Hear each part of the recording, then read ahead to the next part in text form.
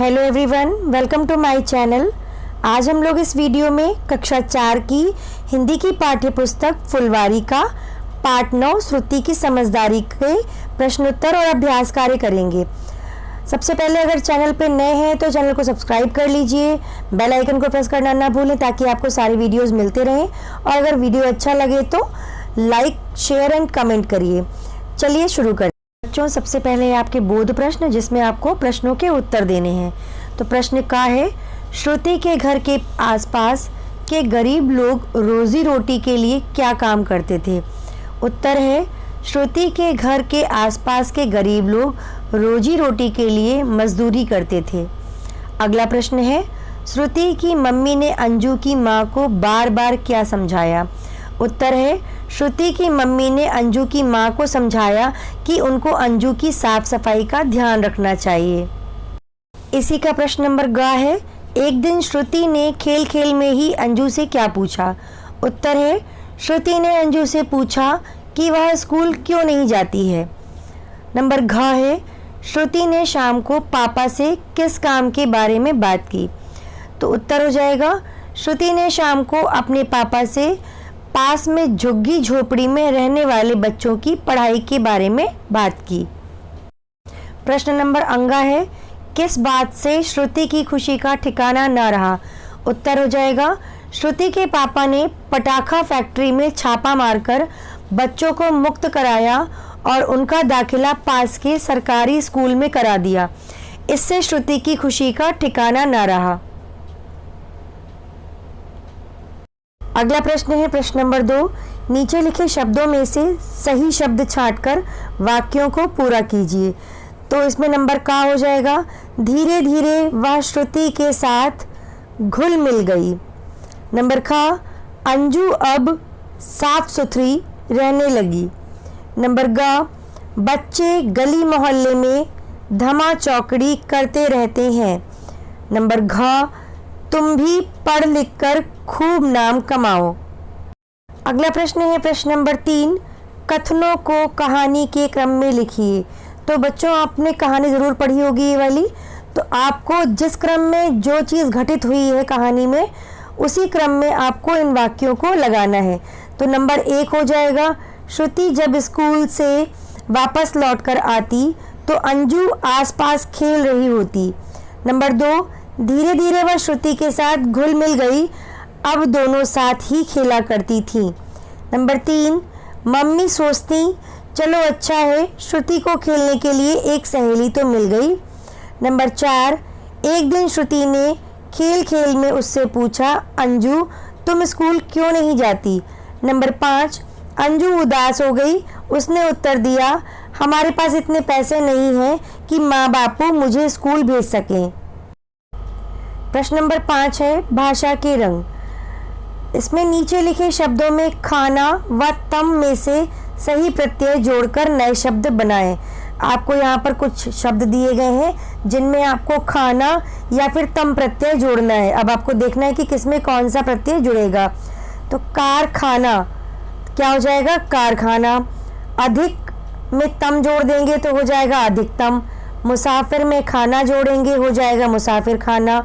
उच्च में तम जोड़ देंगे तो हो जाएगा उच्चतम। मेहमान में खाना, मेहमान खाना।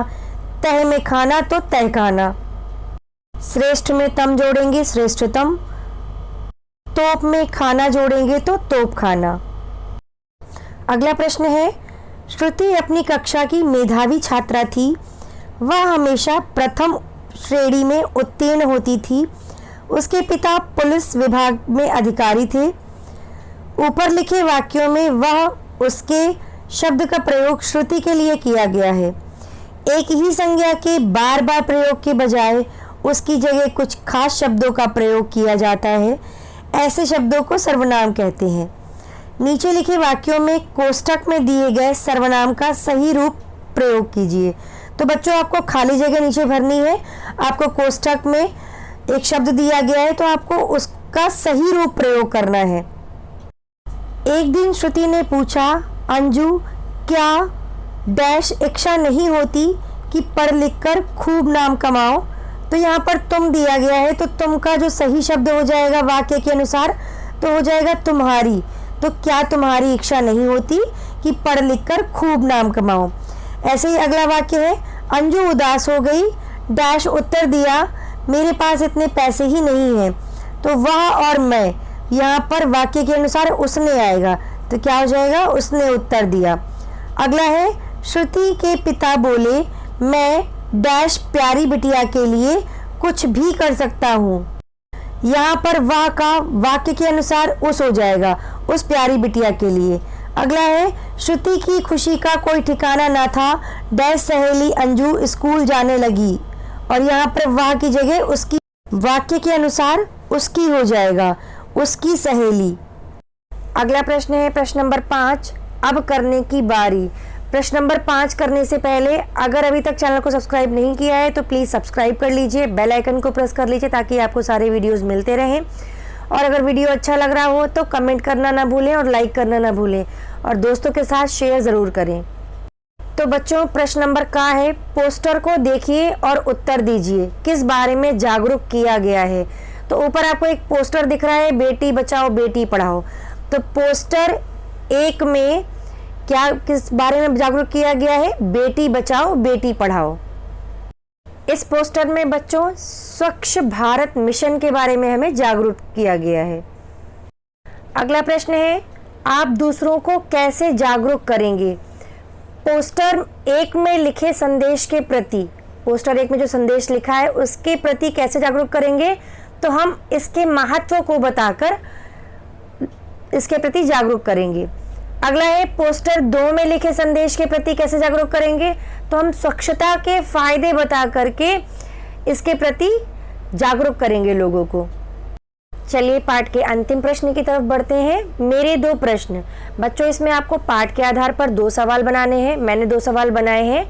श्रुति के पापा किस विभाग में अधिकारी थे।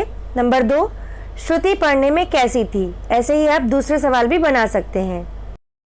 अभ्यास और प्रश्नोत्तर के अलावा आपको इन सब चीज़ों की भी जानकारी होनी चाहिए, जैसे बाल अधिकार। तो संविधान द्वारा बच्चों को प्रदत्त अधिकारों को बाल अधिकार कहा जाता है। प्रदत्त मतलब जो दिए गए हैं अधिकार। इन्हें मुख्य रूप से 4 भागों में बांटा जाता है, जीवन जीने का अधिकार, संरक्षण का अधिकार, सहभागिता का अधिकार और विकास का अधिकार। इसके अलावा शिक्षा का अधिकार। हमारे देश में 6 से 14 वर्ष की आयु तक के प्रत्येक बच्चे को निःशुल्क एवं अनिवार्य शिक्षा प्रदान करने के लिए शिक्षा अधिनियम 2009 बनाया गया। यह पूरे देश में अप्रैल 2010 में लागू किया गया। बच्चों, आप लोग छोटे बच्चों को काम करते हुए देखते होंगे तो बहुत बुरा लगता होगा, तो उनके लिए भी बाल श्रम उन्मूलन, 14 वर्ष से कम आयु के बच्चों को मजदूरी, काम पर रखना संज्ञेय अपराध की श्रेणी में आता है।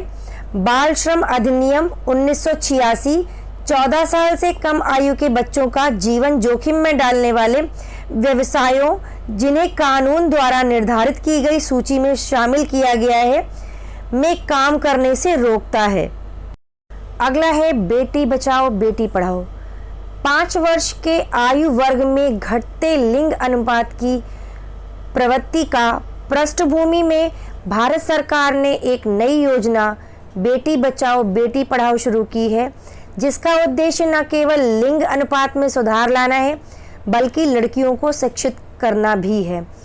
बच्चों, हमारे देश में लड़कियों की जनसंख्या जो है वो दर पे दर दिन पे दिन कम होती जा रही है, तो इसलिए सरकार ने ये योजना शुरू करी है, बेटी पढ़ाओ और बेटी बचाओ। इसी के साथ आपका ये पाठ खत्म हो गया है। तो मिलते हैं अगले वीडियो में, तब तक स्वस्थ रहें, मस्त रहें। अगर चैनल को सब्सक्राइब नहीं किया है तो प्लीज़ सब्सक्राइब कर लीजिए। वीडियो अच्छा लगा है तो लाइक करिए। बाय।